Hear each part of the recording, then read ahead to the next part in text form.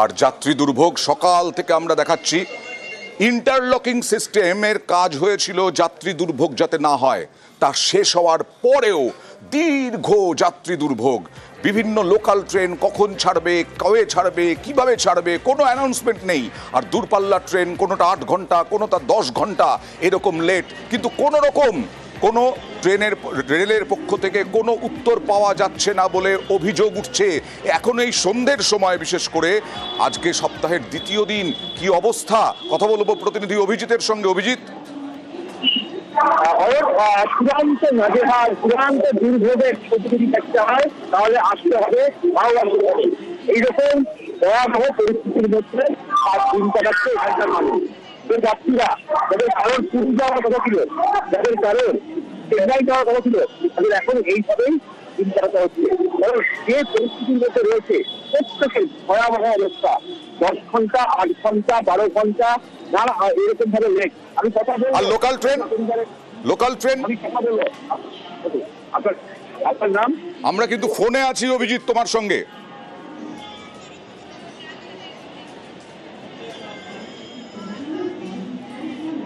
কাল থেকে দাঁড়িয়ে আছি, মানে এখানটায় ওখানে যাচ্ছি, ওখানে শুধু বলছে যে আসবে, কখন আসবে বলতে পারবো না, কিছু ওরা গ্রাহ্যই করছে না।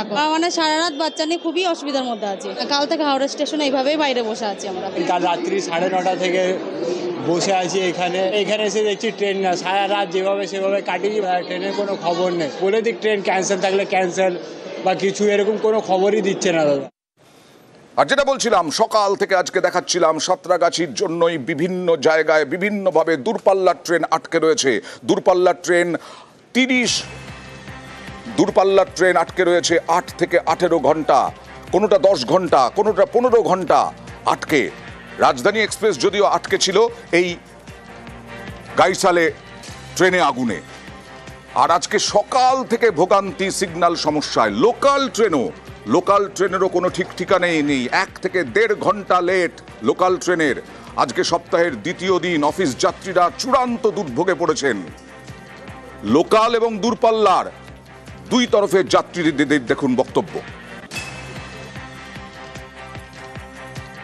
কালকে সকাল 10:30টায় ছাড়ার কথা ছিল না, আমরা প্ল্যাটফর্মে যাইনি। সময় স্টেশন মাস্টারের কাছে গেলাম, গিয়ে জানলাম উনি কোনো খবর দিতে পারছেন না।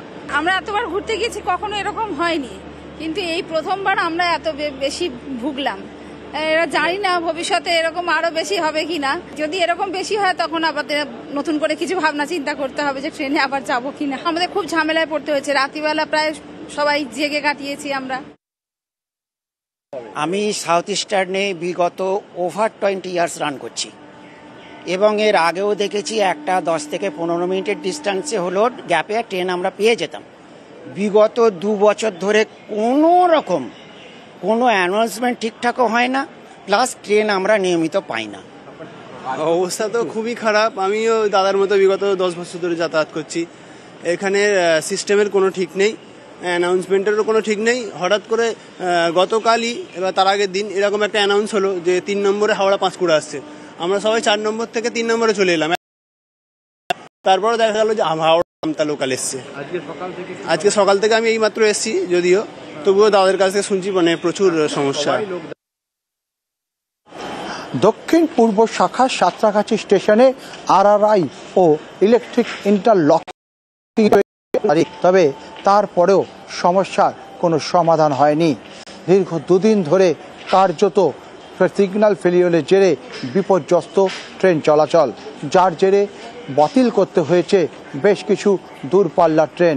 এমনকি সময়সূচি বদল করতে হয়েছে একাধিক দূরপাল্লার ট্রেনে। আর একই রকমভাবে বিপর্যস্ত লোকাল ট্রেনের যাতায়াত, কার্যত দিশেহারা নিত্যযাত্রীরা। তবে এই সমস্যা থেকে কবে আসবে সমাধান, তা নিয়ে সদুত্তর দিতে পারেনি রেল। ক্যামেরায় পিন্টু সরকারের সঙ্গে দেবাশিস চক্রবর্তী, নিউজ 18 বাংলা, সাঁতরাগাছি, হাওড়া।